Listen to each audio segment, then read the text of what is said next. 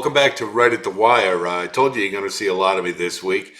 We've got 4 Derby preps, and this is the second video we'll be doing. This will be about the San Felipe, which is a grade 2 at a mile and a 16th at Santa Anita, and pretty full field. And I think we're going to get a really good feel for what California has to offer. So let's take a look at the contenders.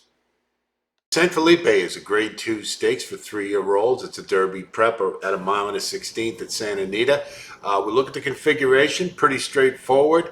There's plenty of time from the start for these horses to get position to where they want to be, so we don't worry about that. So let's take a look at the field. Chase the Chaos is Ed Moger's pretty good 3-year-old trainer, and this one is coming off a nice effort in the El Camino Real. Granted, it was around on synthetic, but he is progressing well. You can see his buyers are escalating, and as you know, I love the synthetic to dirt angle. I don't know if this one has enough in the tank to win, but I think at a price, I think he's worth using underneath. And I think the try and the super, I think he could give you a really nice payout. So I think you use him. National Treasure, Bob Baffert has been noted to say that he thought this one needed some time and needed some work. Well, if that's the case, then there's a lot of bottom left for this one. His 2-year-old season was nothing to sneeze at all. He finished 3rd in the Breeders' Cup Juvenile. He was a solid contender all the way through his 2-year-old season. A little disappointing in the Sham. Granted, it was a Bob Baffert Invitational, but you wanted to see a little bit more out of him, and really wasn't a match for Reincarnate or Newgate. We also know if he does need work, then maybe this was a tune-up race. Maybe he needed one. So we can forgive it, perhaps. Still got a 94, which isn't bad, and I think he'll run a lot better in this scenario. And I think he's a liberal use and definitely a win candidate. Practical Move. The one big limitation for me with this one is that he's by Practical Joke, who's not a 2-turn sire. However, if you go back and take a look at the Los Al Futurity, he looked awful comfortable around 2 turns and won very professionally, drew away from the field, and that lends to the belief that maybe he can outrun his pedigree. It is his debut at 3, so we don't know if he's going to move forward from his 2-year-old year, and he doesn't have the buyers that are quite as high as some of the main contenders here, but I think you need to use him. I think based upon what I see here, I think he's a contender. I think he'll be just off the early pace, and that might be a good position to outrun some of the other rivals, and I think you definitely need to use him. Hope the price won't be too terribly short. Bluegrass Go-Go, I don't really see why this horse is in this race. All I can think of is that Santa Anita reached out and said after the last 2 Derby preps that were Bob Baffert Invitationals, we want to have a full field, so can you give us a horse? This one isn't good enough. His buyers aren't good enough. Yes, he's progressing, but he hasn't been around 2 turns yet, and he has double speed, pedigree, sharp as take on top, tis deja vu on the bottom. Doug O'Neill is known for having horses in the weeds in these races, to be sure, and but I would like to see a little better pedigree, and I just don't think he's a fit here, so he's a toss. Genius Jimmy would be a toss as well if Mike McCarthy didn't train him. He's an underrated trainer. He tends to get the most out of his horses, and if he put him in this race, then there's a good possibility he could be a contender. Granted, his only dirt effort wasn't so hot, but it was his first start. And as you can see, he's been getting better with every single race. His last race, they weren't going to catch him. That was a really impressive maiden win at 12-1. Yes, he had Lasix, so we'll have to see if he can do it without, but he has run without it before, so I'm not going to anticipate that being a big impediment to a good performance here. If you look at his tab, you can see a couple of really nice works on dirt. On the 17th, he went 47 and change for 4 furlongs, and on the 28th, he had a minute flat. Um, that's solid works on dirt. So I think that's a good indication that this one will be all right on dirt. Jimmy Creed is a sire. I'm not too high on, but I think this one could probably give a decent showing. I don't think he's good enough to win, but I think underneath at a price, I think he's definitely worth a look.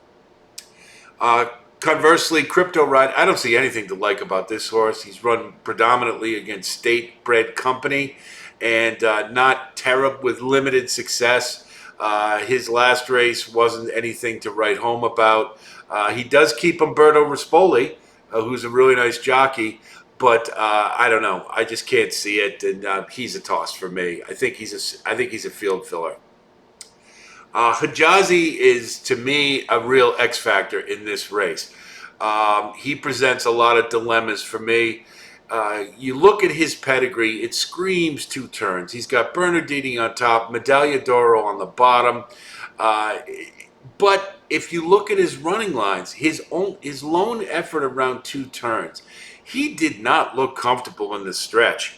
The American Pharaoh. Now, granted, he was against Cave Rock and National Treasure, um, but it didn't look like he had much left to give as they were coming down the stretch. He's a classy horse. I think that got him to 3rd place, but I really wonder if he wants 2 turns.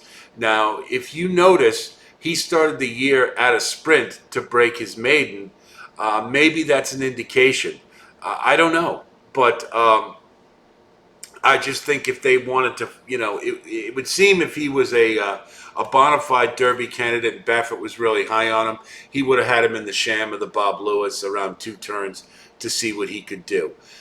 So I don't know. I know Baffert's very high on this one, and but just to me, I just have a feeling that 2 turns isn't going to be in this one's wheelhouse. So I'm leaning towards tossing. Moreover, because of reputation, because of Bob Baffert, you're going to get a really short price. And I don't want a horse to use a horse with a really short price who I have questions about around 2 turns. So I'm leaning towards tossing. Can't blame you, can't talk you off of it if you wouldn't try if you wanted to use them. But that's just my gut feeling, and I could very well be wrong. But I think at a short price, I don't want to find out if that I'm right. Go Rocket Ride. Dick Mandela is notorious for being very cautious with his 2 and 3 year olds. He brings them along slowly. It's a little early to be putting this one in a 2 turn race, in my opinion. It could very well be, again, Santa Anita reaching out saying, can you give us a horse? Let's have a nice field for this one. I don't know. But I think if he tries to win on the front end, I think that would really compromise his chances because there's other speed signed on here, and I don't really like him in this spot. Dick Mandela's a nice trainer. If anybody could get a horse from sprint to route, he can do it. He's done it before, but in this field, I just don't think. I think he's up against it, and I'm not going to use him. Fort Bragg is a goofball. It's just no other way to put it. He is definitely a tappet.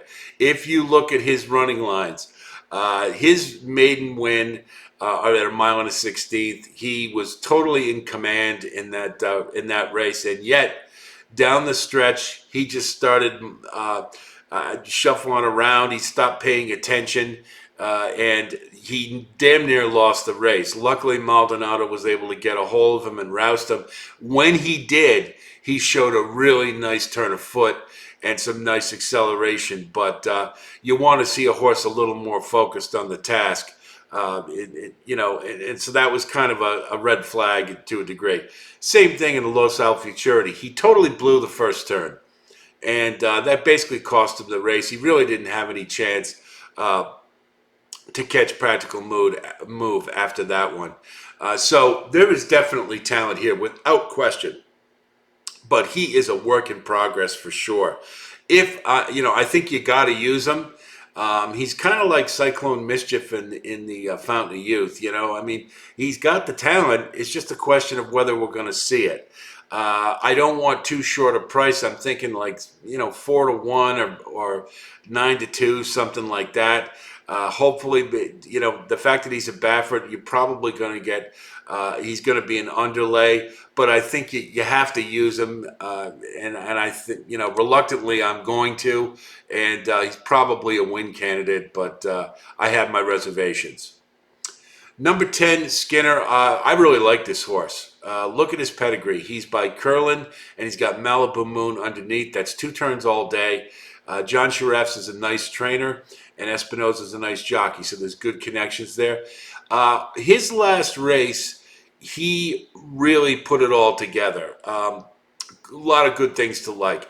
Number one, his career high buyer. I mean, getting a 95, his debut at 3. I think that speaks very well to this one. Love his running style in this instance, in this race, coming from behind. And he just, when he turned on the Jets, they just weren't going to catch him. Now, he did that with Lasix, so if that is a bit of a question mark if he can duplicate that effort without it. But he may have just been a project early in his 2-year-old year. The fact that Sharefs put him in a couple of stakes, I think he saw some talent there. And maybe this was just he's finally blossoming. I want to believe that. I think you're going to get a really nice price on him, 10, 12 to 1 perhaps. Would be nice. I mean, I think he's a liberal use up and down, and he could be an upset candidate. And I really like him to do that. So yeah, he's a definite use for me. Mr. Fisk is another Baffert. He's definitely he's on the 3rd string in my opinion. He didn't even put him in the sham or the Bob Lewis. This is the type of year you start looking at who he was running against, and you can see he couldn't beat Spun Intended or anybody in his first start, really. His second start, he lost to Reincarnate, who we're still kind of on the fence about how serious a Derby contender he is. And he beat Harlow Cap in his last race, but Harlow Cap really didn't turn out to be much. He didn't really factor in the Risen Star. Given that and the fact that it's his 3-year-old debut and his buyers are light, he's a toss for me. I mean, he's got Frankie Dettori on him, and I think that's going to drive the price down, and I don't want to be part of this one as an underlay. So I'm throwing him out. So let's take a look at our top 5. Okay, my top 5 for the San Felipe are number 1, National Treasure. I think his 2-year-old record makes him a definite win candidate. And if he moves forward from that, granted the disappointing first start, I think if he's tuned up a little more, I think he wins this one. Skinner, really like this horse. Everything tells me that this one is sitting on a big one, coming off his career high buyer with the late running style. I think he makes a lot of sense, and you're going to get him at a nice price. Practical Move is certainly a win candidate, just not quite sure that that he'd be most effective at this distance. So I have a little bit of reservations, but I did like what I saw, and I think he will factor in this race. Fort Bragg, as stated, he's a character, and if he does put it together in this race, he can win for sure. We just have some reservations about his maturity, but I think the talent is there to be a contender. And number 5, very reluctantly, I'm putting Hejazi on here. He's just too classy to keep off, but I really wonder if this is the type of scenario that he's going to like. And I think the price is going to be awful short, and I think the others offer better value. You certainly got some other horses we talked about that you can use with value. There should be some prices there, and maybe you think about substituting out Hejazi for one of them. I'll leave that up to you, but that's the way I see the field. So that's a look at the San Felipe. I think there's some questions about the chalk, so you might want to be looking for value. I'm certainly going to be doing so. I think it's going to be a good competitive race, and it will tell us what California has to offer as far as Derby contenders. Thanks as always for watching. We really appreciate it. And if you do like what you see here, please like and subscribe. I will be on board later this week with a video about the Gotham. as well as the Battaglia Memorial. And I am going to try to put together some kind of a Derby contender status report, maybe reviewing the point standings or the contenders in general. So be on the lookout for that as well. And I'll be talking to you later this week.